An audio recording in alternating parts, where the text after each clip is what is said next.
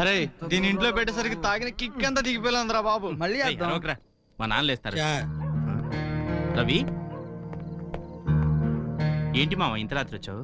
అదేరా రై నేను ఇందాక చెప్పానే చిన్నప్పటి నుంచి ప్రేమించిన అమ్మాయి హ్యాండ్ ఇచ్చిందని, వీడి గురించే. Sorry boss. 1 minute. రై మీ నాన్నతో చెప్పి మీ కంపెనీలో ఏదైనా చిన్న ఉద్యోగం ఇప్పిస్తావరా? ఇంట్లో నాకు ఏ పాట రెస్పెక్ట్ ఉందో నీకు తెలియదే ఉంది మామ. మా బాబు లేస్తాడని ఇలా ఇంజన్ ఆపి కారు తోసుకుంటూ వెళ్తున్నాను. ఓ పంచేరా, నా బైక్ మీద ఫైనాన్స్ నిన్ననే తీర్చేశాను. మళ్ళీ ఓ 30,000 తీసిస్తాను. నెలకు 5,000 జీతం అనుకో. 6 నెలలు ఉద్యోగం చేస్తున్నాను అనుకో. ఈలోగా ఏదైనా మంచి ఉద్యోగం చూసుకోవచ్చు. వద్దులేరా, నేను ఇంకొంచెం ట్రై చేస్తాను. పోనీ ఓ పని చేయి మామ, మన అల్తాఫ్ బాయ్ కొడుకు దుబాయ్లో ఉన్నాడు కదా, వాడిని అడిగి ఏదైనా మంచి ఉద్యోగం చూడమను. దానికి కట్టాల్సిన డబ్బు మా అన్నయ్యని అడిగి నేను కడతాను. ఇలాంటి వాటికంటే మా అన్నయ్య కూడా హెల్ప్ చేస్తాడురా. సర్లేరా, నేను ఆలోచిస్తాను. Bye bye. ఒరే రవి, నీకు వచ్చిన ఆలోచన చాలా మంచిదిరా. నువ్వు ఇలాగే ట్రై చేసి ఏదో ఒకటి అవ్వాలిరా. అలాగేరా.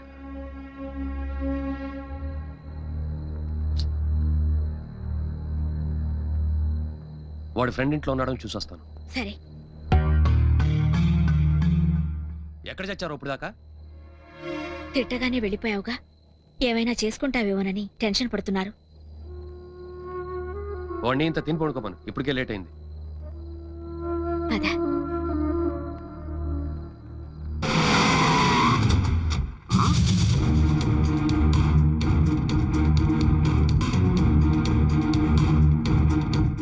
ఆగండి. ఎవరు మీరు? సుల్తాన్ భాయ్ ఉన్నాడా? సుల్తాన్ భాయ్ కొంప తీసి వీడు ఇక్కడ సమరసింహారెడ్డిలో తలదాచుకోవట్లేదు కదా. ఒక్క నిమిషం ఉండండి. సుల్తాన్ భాయ్ కహా హై ఆప్? ఇధర్ आओ जी. సుల్తాన్ భాయ్ जी. సుల్తాన్ భాయ్.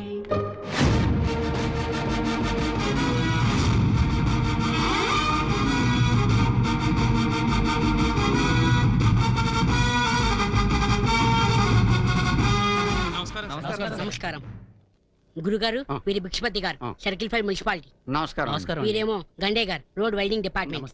నమస్కారం. వీరు నరసింహరావు గారు, వర్క్ ఇన్స్పెక్టర్. నమస్తే సార్. ఒక్క అడుగు ఇవ్వడానికే గొడవ పడుతున్న ఈ రోజులో మీరు 30 అడుగులు ఇస్తున్నారంటే నిజంగా మీరు గ్రేట్ సార్. రోడ్లు వెడల్పు చేసే డిపార్ట్మెంట్ నుంచి వచ్చాం సార్.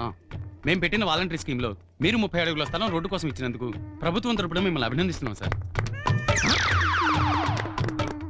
ఇప్పుడు టోటల్ గా క్లియర్ గా నాకు అర్థమైందిరా. 30 అడుగులు పోతే ఇంకెన్ని అడుగులు మిగులుతుంది సార్? 8 అడుగులు మిగులుతుంది సార్. మంచి పాన్ షాప్ పెట్టుకోవచ్చు. ఎందుకులేండి, అది కూడా మీరే తీసుకోండి, నేను ఇచ్చేస్తున్నాను. ఒక్క నిమిషం మీరు అక్కడ కూర్చొని టిఫిన్ చేస్తుండండి, నేను ఇప్పుడే వస్తాను. అలాగే. సుల్తాన్ భయ్యా గురుగారు. చూసావు కదా, ఇప్పుడు నాకు ఈ షాపు లేదు. నీ సేవలు నాకు ఇంక అందించక్కర్లేదు. ఐ మీన్ నా దగ్గర నీకు ఉద్యోగం లేదు. నువ్వు దయచేయచ్చు. అలాగే సార్. అదేంట్రా అంటే సర్దుకుని వచ్చేసి రెడీ అయిపోయావా? ఒరే వెళుతూ నువ్వు నాకు హెల్ప్ చేయాలి. చెప్పండి గురుగారు. ఆ కార్నర్ లో ఉన్న మదీనా గాడి కేఫ్ లో 2 నెలలు నువ్వు వర్క్ చేయాలరా. ఎందుకు గురుగారు? ఎందుకంటే ఎన్నాళ్ల నుండో వాడి మీద నాకు పగ. నువ్వు ఒక్క 2 నెలలు అక్కడ పనిచేసావనుకో, అక్కడ నేను పనిచేయగలను, కానీ వాళ్ళని నేను మోసం చేయలేను సార్. ఆ కేఫ్ మాదే కాబట్టి.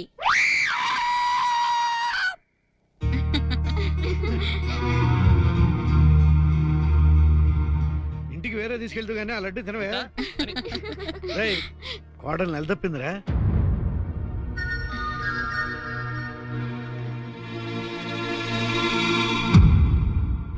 ఎన్నాళ్ళరా ఫ్యామిలీ ప్లాన్ పేరుతో పిల్ల జల్ల లేకుండా ఉంటారు.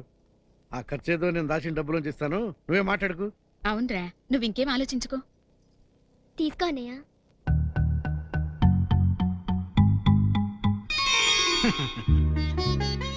అయితే ఈ రోజు కాలనీలో అందరినీ పిలిచి మంచి పార్టీ ఇద్దాం. అవునరా. ఇప్పుడు ఎందుకమ్మా 500 దండగా? మళ్ళీ ఎలాగో సీమంతం వస్తుందిగా.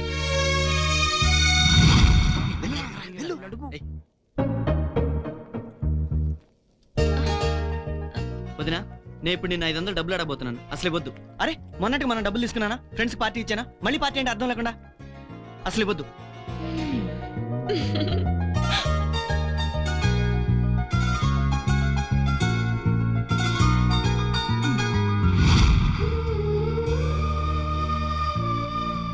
వదినా, నిన్నటి నుండి రవిగాడు ఎవరితో సరిగ్గా మాట్లాడట్లేదు. ఒంటరిగా బాధగా కూర్చుంటున్నాడు. నువ్వైనా ఒకసారి పలకరించరాదు? బాధపడి తనింకా బాధపడాలి. ఆ బాధలోంచి తనకో మంచి ఆలోచన వస్తుంది. అదే తనని గొప్పవాణ్ణి చేస్తుంది. పర్లేదు, బాధపడి.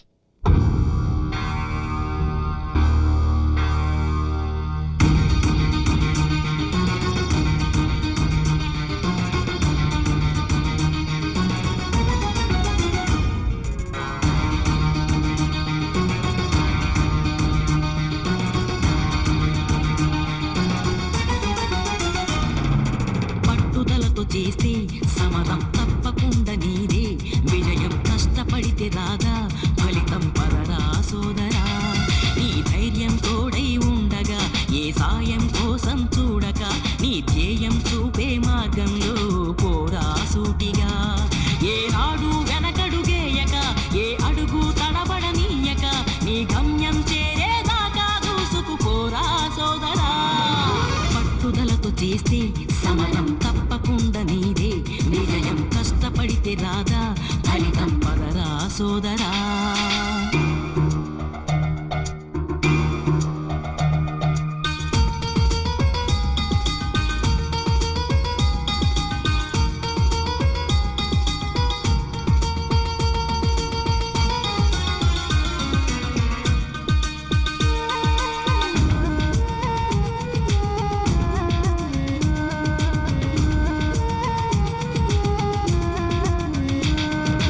ఇష్టం ఉంటే చేదు కూడా తీయని, కష్టం అంటే దూది కూడా భారమే.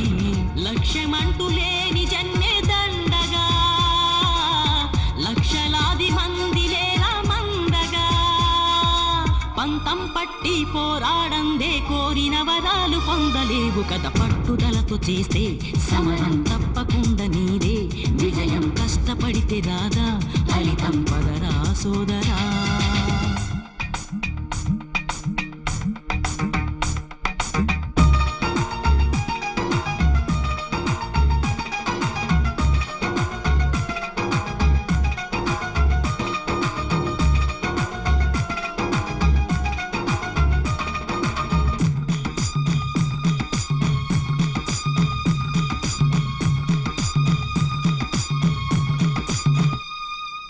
చేస్తూ ఉంటే ఏ పనైనా సాధ్యమే. చూస్తూ ఉంటే రోజులన్నీ శూన్యమే. ఒక్క అడుగు వేసి చూస్తే చాలురా, ఎక్కలేని కొండనేది లేదురా. నవ్వే వాళ్ళు నివ్వెరపోగా, దిక్కులు జయించి సాగిపోద. మరి పట్టుదలతో చేస్తే సమరం తప్పకుండా నీదే. విజయం కష్టపడితే రాదా, ఫలితం పదరా సోదరా. నీ ధైర్యం తోడై ఉండగా, ఏ సాయం కోసం చూడక, నీ ధ్యేయం చూపే మార్గంలో పోరా సూటిగా. ఏనాడు వెనకడుగేయక, ఏ అడుగు తడబడనీయక, నీ గమ్యం చేరేదాకా దూసుకుపోరా సోదరా. పట్టుదలతో చేస్తే సమరం తప్పకుండా నీదే. విజయం కష్టపడితే రాదా, ఫలితం పదరా సోదరా.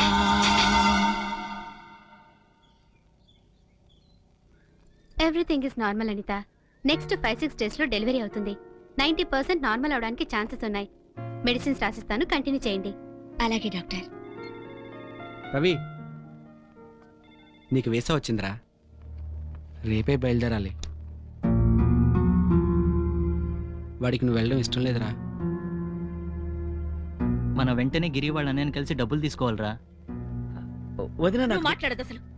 ఏం సాధించాలని వెళ్తున్నావు? ఎవరికి దూరంగా ఉండాలని వెళ్తున్నావు? అసలు ఇక్కడే డల్ గా ఒంటరిగా ఉంటున్నావు. అక్కడ ఒక్కడవే ఉండగలవా? అయినా మీకైనా బుద్ధి ఉండక్కర్లా? వెళ్ళొద్దని చెప్పొచ్చుగా. నేను చెప్తూనే ఉన్నాను, వాళ్ళే వినట్లేదు. అది కాదు వదిన. నువ్వింకేం చెప్పొద్దు. నువ్వు దుబాయ్ వెళ్ళేట్టయితే ఇంకెప్పుడు నీతో మాట్లాడను.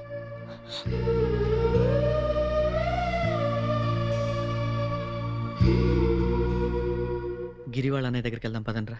నువ్వు దుబాయ్ వెళ్ళి ఎంత సంపాదిస్తావు? మహా అయితే నెలకు 30,000. అదేదో ఇక్కడే ఉండి సంపాదించుకోవచ్చుగా.